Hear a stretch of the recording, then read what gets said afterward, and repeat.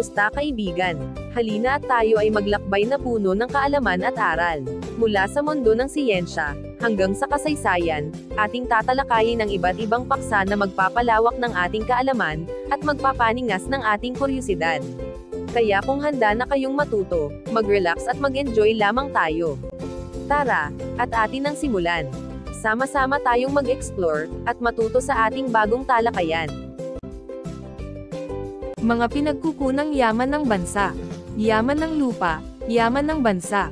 Ang arkipelago ng Pilipinas, kung saan humahalik ang araw sa bawat sulok ng lupa, sumisibol ang isang katotohanang hindi natin dapat kalimutan, ang ating lupa, ay isang gintong yaman. Mula sa kapatagan ng gitnang Luzon, hanggang sa mga bulubundukin ng Cordillera, ang lupa ay hindi lamang espasyo, ito ay buhay, kabuhayan, at kasaysayan. Ang lupa ang siyang nagbibigay buhay sa ating agrikultura, tahanan ng ating mga kagubatan, at pundasyon ng ating mga lungsod. Ito ang pinagmumulan ng pagkain sa ating hapag, materyales sa ating mga tahanan, at mineral na nagpapaandar sa ating mga industriya. Sa madaling salita, ang lupa ay isa sa mga pangunahing likas na yaman na nagtataguyod sa ating bansa. Sa ating talakayan ngayon, ating susuriin ang kahalagahan ng lupa bilang isang likas na yaman. Ating aalamin kung paano ito ginagamit, pinapangalagaan, at kung ano ang mga hamon na kinakaharap natin upang mapanatili ang kanyang yaman para sa mga susunod na henerasyon. Samahan ninyo ako sa isang paglalakbay upang tuklasin ang yaman ng ating lupa, ang yaman ng ating bansa. Ano ang yamang lupa? Ang yamang lupa ay tumutukoy sa lahat ng likas na yaman na matatagpuan sa lupa. Kabilang dito ang mineral, kagubatan, agrikultural na lupa, at iba pang mga likas na elemento na may halaga sa tao. Ang yamang lupa ay isang mahalagang bahagi ng ating kapaligiran at ekonomiya. Ang yamang lupa ay pinagmumulan ng pagkain. Ang lupa ay pangunahing pinagmumulan ng ating pagkain. Sa pamamagitan ng agrikultura, nagtatanim tayo ng mga pananim tulad ng palay, mais, gulay, at prutas, na nagbibigay sustansya sa atin. Ang kalidad ng lupa ay direktang nakakaapekto sa dami at kalidad ng ating ani. Pinagmumulan ng hilaw na materyales. Bukod sa pagkain at tirahan, ang lupa ay pinagmumulan din ng iba't ibang hilaw na materyales, na ginagamit sa industriya. Kabilang dito ang kahoy mula sa kagubatan, mineral tulad ng ginto at tanso, at iba pang materyales na kailangan sa paggawa ng iba't ibang produkto. Ang pangangalaga sa yamang lupa ay mahalaga upang mapanatili ang kanyang kakayahan na magbigay ng mga kinakailangang yaman para sa ating kabuhayan at ekonomiya. Kahalagahan ng yamang lupa. Ang yamang lupa ay may malaking papel sa ating ekonomiya at pang-araw-araw na buhay. Ito ay nagbibigay ng pagkain, hilaw na materyales, at kabuhayan sa maraming Pilipino. Pinagmumulan ng pagkain. Ang lupa ay pangunahing pinagmumulan ng pagkain. Dito itinatanim ang mga pananim tulad ng bigas, gulay, prutas, kape, at iba pa. Ang agrikultura ay nakasalalay sa malusog na lupa upang magbigay ng masaganang ani. Pinagkukunan ng hilaw na materyales. Bukod sa pagkain, ang yamang lupa ay nagbibigay din ng hilaw na materyales. Nakukuha natin mula rito ang kahoy, goma, hibla, at mineral na kailangan sa iba't ibang industriya.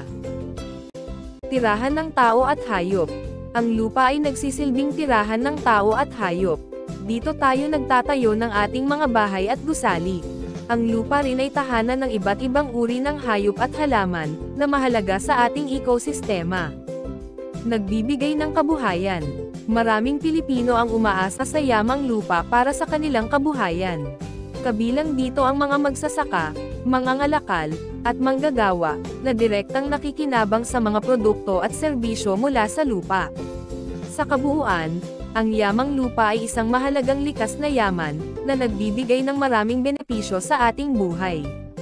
Dapat natin itong pangalagaan, upang mapakinabangan ng mga susunod na henerasyon. Mga hamon sa yamang lupa. Ang yamang lupa ay napakahalaga sa ating buhay, ngunit maraming hamon ang kinakaharap nito. Pagkalbo ng kagubatan o deforestation. Ang deforestation o pagkalbo ng kagubatan, ay ang pagkasira ng kagubatan, dahil sa pagputol ng mga puno, at paggamit ng lupa para sa ibang layunin. Ito ay maaaring sanhi ng illegal logging, pagpapalawak ng agrikultura, at pagtatayo ng infrastruktura. Ang deforestation ay nagdudulot ng pagkawala ng sari-buhay, pagguho ng lupa, at pagbaha. Illegal logging at kaingin system. Ang illegal logging ay ang ilegal na pagputol ng mga puno sa kagubatan. Ang kaingin system naman ay ang pagsusunog ng kagubatan, upang gawing sakahan. Pareho itong nagdudulot ng deforestation at pagkasira ng ecosystem. Pagmimina na nakasisira ng lupa. Ang pagmimina ay maaaring magdulot ng malaking pinsala sa lupa. Ito ay maaaring magresulta sa pagkasira ng topsoil, kontaminasyon ng lupa at tubig, at pagkawala ng sari-buhay. Ang open pit mining ay isa sa mga pinakamapaminsalang paraan ng pagmimina. Pagguho ng lupa at pagbaha.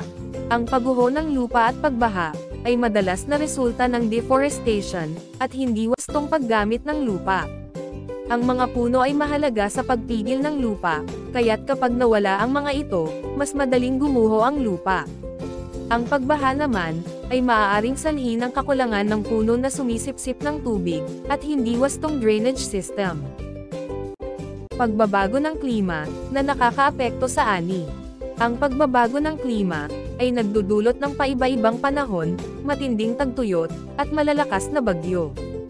Ito ay maaaring magdulot ng pagkamatay ng mga pananim, at pagkawala ng kabuhayan para sa mga magsasaka. Kailangan ang mga masusing hakbang, upang mapagaan ang epekto ng climate change sa agrikultura. Mga batas sa pagpapanatili ng yamang lupa sa Pilipinas. Ang Pilipinas, ay may ilang batas na naglalayong protektahan at panatilihin ang yamang lupa. Narito ang ilan sa mga ito. Presidential Decree No. 1152, o Philippine Environment Code, ito ay nagtatakda ng mga patakaran at pamantayan para sa pangangalaga ng kapaligiran sa Pilipinas. Saklaw nito ang iba't ibang aspeto tulad ng air quality management, water resource regulation, land use planning, at waste disposal guidelines. Layunin ng batas na ito, na pangalagaan ang ating likas na yaman para sa mga susunod na henerasyon. Presidential Decree No. 705, o Forestry Reform Code. Ito ay naglalayong isaayos ang pangangasiwa at paggamit ng mga lupain at yaman ng kagubatan. Binibigyang diin nito ang proteksyon, rehabilitasyon, at pagpapaunlad ng mga lupang kagubatan, upang matiyak ang patuloy na produksyon ng mga ito. Republic Act No. 8749, o Clean Air Act of 1999. Ito ay batas na naglalayong protektahan ang kalidad ng hangin sa Pilipinas. Ang Clean Air Act, ay nagtatakda ng mga pamantayan para sa air quality, at nagbabawal sa mga gawain na nagdudulot ng polusyon sa hangin. Republic Act No. 7586, o National Integrated Protected Areas System o NIPAS Act. Ito ay naglalayong magtatag at mamahala ng mga protected areas sa Pilipinas. Ang mga protected areas, ay mga lugar na mayroong outstandingly remarkable areas, at biologically important public lands, na tirahan ng mga rare at endangered species na halaman at hayop. Layunin ng NIPAS Act, na pangalagaan ang sari-buhay, at tiyakin ang sustainable use ng mga likas na yaman sa mga protected areas. Republic Act No. 9003, o Ecological Waste Management Act of 2000. Ito ay isang batas na naglalayong mapanatili ang kalinisan ng kapaligiran. Ipinatutupad nito ang wastong pagkakabukod-bukod ng basura, sa pamamagitan ng paghihiwalay ng recyclable waste at compostable waste. Basura ko bitbit ko, tapat ko linis ko, clean and green, at clay go o clean as you go. Ang bawat pamayanan ay may mga panuntunan para sa pangangalaga ng kalikasan, na naglalayong suportahan ang pamahalaan sa pagpapalinis ng kapaligiran, at pangangalaga sa kalusugan ng mamamayan. Kasama sa mga programa ang Basura Ko Bitbit Ko, Tapat Ko Linis Ko, Clean and Green, at Clay Go o Clean as You Go, na naglalayong linisin ang sariling kalat. Mga ahensya ng pamahalaan, na nangangalaga sa yamang lupa. Ang Pilipinas, ay may iba't ibang ahensya ng pamahalaan, na may tungkuling pangalagaan at pamahalaan ang ating yamang lupa. Kabilang sa mga ito ang mga sumusunod. Department of Environment and Natural Resources o DENR. Ang DENR ang pangunahing ahensya ng pamahalaan, na responsable sa pangangalaga, pamamahala, pagpapaunlad, at wastong paggamit ng kapaligiran at likas na yaman ng bansa. Kabilang sa mga tungkulin nito, ang pagpapatupad ng mga batas pangkalikasan, pagmomonitor ng kalidad ng hangin at tubig, at pangangalaga sa mga protected areas. Department of Agriculture o DA.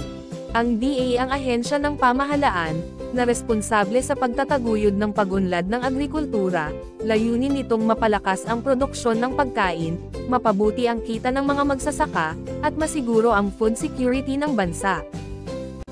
Department of Agrarian Reform o DAR. Ang DAR ang ahensya ng pamahalaan, na nangangasiwa sa Comprehensive Agrarian Reform Program, o CARP.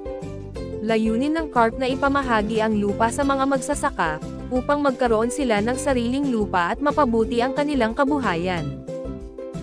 Mga patakaran ng pangangalaga sa yamang lupa.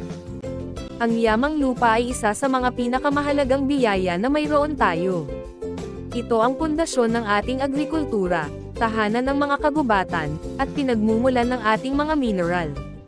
Kung hindi natin ito pangangalagaan, maaari itong magdulot ng malawakang problema sa ating ekonomiya at kalikasan. Narito ang ilang mga paraan, upang mapangalagaan natin ang ating yamang lupa. Reforestation, o muling pagtatanim ng puno. Ang mga puno ay may mahalagang papel sa pagpapanatili ng balanse ng ating ecosystem. Sa pamamagitan ng reforestation, nakatutulong tayo sa pagpigil ng soil erosion, pagpapabuti ng kalidad ng lupa, at pagpapalawak ng ating kagubatan, na siyang tirahan ng iba't ibang uri ng hayop. Tamang paraan ng pagsasaka. Crop rotation. Ang pagpapalit-palit ng mga pananim, ay nakatutulong upang mapanatili ang sustansya ng lupa. Organic farming. Ang paggamit ng mga organikong pataba at pamamaraan, ay nagpapabuti sa kalidad ng lupa, at nakaiiwas sa pagkasira nito dahil sa mga kemikal. Pakikipagtulungan ng komunidad at pamahalaan. Ang pangangalaga sa yamang lupa, ay hindi lamang responsibilidad ng pamahalaan, kundi ng bawat isa sa atin. Sa pamamagitan ng pagtutulungan, mas epektibo nating mapoprotektahan at mapangangalagaan ang ating yamang lupa, para sa susunod na henerasyon. Sa pamamagitan ng mga simpleng hakbang na ito, malaki ang maitutulong natin sa pangangalaga ng ating yamang lupa. Tandaan, ang lupa ay buhay, kaya't dapat natin itong alagaan. Epekto ng hamon at pagtugon. Ang ating mundo, ay patuloy na nahaharap sa iba't ibang hamon, mula sa pagbabago ng klima hanggang sa mga isyu ng pang-ekonomiya at kultura. Ang mga hamong ito, ay may malaking epekto sa ating kalikasan, kabuhayan, at kultura. Mahalaga na maunawaan natin ang mga epektong ito, at kung paano tayo tutugon, upang masiguro ang isang magandang kinabukasan para sa lahat. Mga epekto kung hindi natin matutugunan ang mga hamon. Kapag hindi natin binigyang pansin ang mga hamon na kinakaharap natin, maraming negatibong epekto ang maaaring mangyari. Pagkasira ng kalikasan. Ang polusyon, deforestation, at overexploitation ng mga likas na yaman, ay ilan lamang sa mga problemang maaaring lumala, kung hindi tayo kikilos. Ito ay maaaring magdulot ng pagkawala ng sari-buhay, at pagkawasak ng ecosystem. Pagbaha at landslide. Ang hindi responsableng paggamit ng lupa at pagkasira ng mga kagubatan, ay nagpapataas ng panganib sa mga sakuna tulad ng pagbaha at landslide. Ito ay nagdudulot ng pagkawala ng buhay at ari-arian. Kawalan ng hanap buhay. Ang pagkasira ng kalikasan at mga sakuna, ay direktang nakaaapekto sa mga sektor, tulad ng agrikultura at turismo, na nagreresulta sa kawalan ng hanap buhay para sa maraming tao. Mga positibong epekto kapag natugunan ang mga hamon. Sa kabilang banda, kung tayo ay magtatagumpay sa pagtugon sa mga hamon, maraming positibong resulta ang maaasahan. Masaganang ani at sapat na pagkain. Sa pamamagitan ng sustainable farming practices at pangangalaga sa ating likas na yaman, masisiguro natin ang sapat na pagkain para sa lahat. Malinis at maayos na kapaligiran. Ang pagbabawas ng polusyon, pagtatapon ng basura sa tamang paraan, at pagpapanatili ng ating mga likas na yaman, ay magreresulta sa isang malusog at kaaya-ayang kapaligiran. Pag-unlad ng kabuhayan. Ang pagtugon sa mga hamon, ay maaaring lumikha ng mga bagong oportunidad sa negosyo at trabaho, lalo na sa mga sektor na may kaugnayan sa green technology at sustainable development.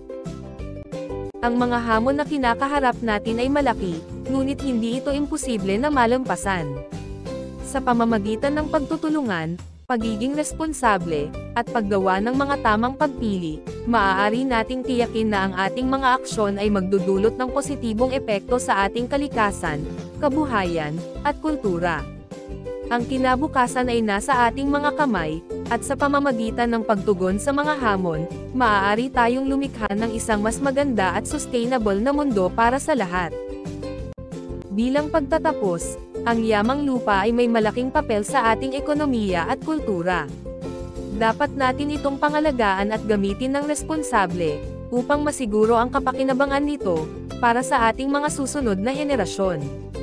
Sa pamamagitan ng sama-samang pagkilos, mapananatili natin ang yaman ng ating lupa, para sa ating kinabukasan. Hanggang sa muli, maraming salamat sa panonood.